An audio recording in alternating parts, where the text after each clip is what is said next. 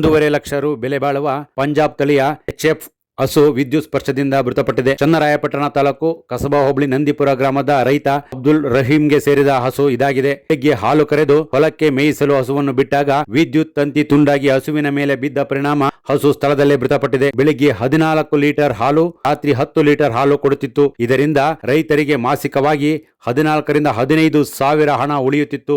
ಈ ಹಣದಿಂದ ಕುಟುಂಬ ನಿರ್ವಹಣೆ ಮಾಡುತ್ತಿದ್ದರು. ಹಸು ಮೃತಪಟ್ಟಿರುವುದರಿಂದ ರೈತರ ಕುಟುಂಬಕ್ಕೆ ಆರ್ಥಿಕವಾಗಿ ಸಂಕಷ್ಟವಾಗಿದೆ. ಸರ್ಕಾರ ಕೂಡಲೇ ಪರಿಹಾರ ನೀಡಬೇಕು ಎಂದು ಹೈನುಗಾರಿಕೆ ಮಾಡುವ ರೈತರು ಮನವಿ ಮಾಡಿದ್ದಾರೆ. ಪಶುಪಾಲನಾ ಇಲಾಖೆಯ ಪಶುವೈದ್ಯರು, ಪೊಲೀಸರು ಹಾಗೂ ಕೆಇಬಿಯ ಅಭಿಯಂತರರು ನಂದಿಪುರ ಗ್ರಾಮಕ್ಕೆ ತೆರಳಿ ಪಶು ಮೃತಪಟ್ಟ ಸ್ಥಳಕ್ಕೆ ತೆರಳಿ ಪರಿಶೀಲನೆ ಮಾಡಿದ್ದಾರೆ.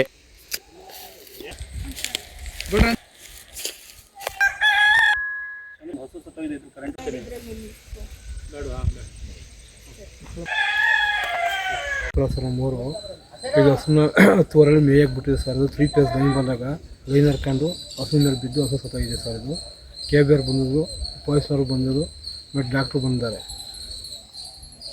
ಇದು ಸರ್ ಇದು ಬೆಳಿಗ್ಗೆ 12 ಸಾಯಂಕಾಲ 12 ಕೊಡೋ ಸರ್. ಜರ್ಮನ್ ಬೀಡೋ ಸರ್ ಇದು 1.5 ವರ್ಷಕ್ಕೆ ಹೋಗೋದು ಸರ್. ಇದು 1.5 ವರ್ಷಕ್ಕೆ ಹೋಗಿ ಸರ್. 4 ವರ್ಷ ಸಾಕಿದೆ ಸರ್. ಇದು 12 ಲೀಟ್ರ್ ಅಲ್ಲಿ ಬರೋದು. ಇದು 10:30 ಕಟ್ಟಾಗಿ ಮೇವು ತಿಳಿಸ್ಬಿಟ್ಟು ಕಟ್ಟಾಕಿ ಹೋಯ್ದಿಲ್ಲಿ ಒಯ್ದು ಬಿದ್ದುಬಿಟ್ಟು ಮೇಲ್ಗಡೆ ಸತ್ತೋಗಿದೆ ಸರ್. ಅದು 1.5 ವರ್ಷ ಕೇಳಿದ್ರು ಸರ್. ಅದು ಜರ್ಮನ್ ಬೀಡ್ ಸರ್.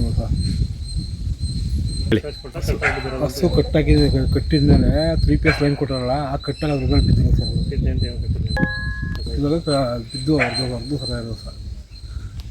KBR ಬಂದಿದ್ರು, ಆಮೇಲೆ ಲೈನ್ ಡಾಕ್ಟ್ರು ಬಂದಿದ್ದಾರೆ, ಡಾಕ್ಟ್ರು ಬಂದಿದ್ದಾರೆ, ಪೊಲೀಸ್ ಬೈಕಲ್ಲಿ ಬಂದಿದ್ರು. ಓಕೆ 1.5 ವರ್ಷ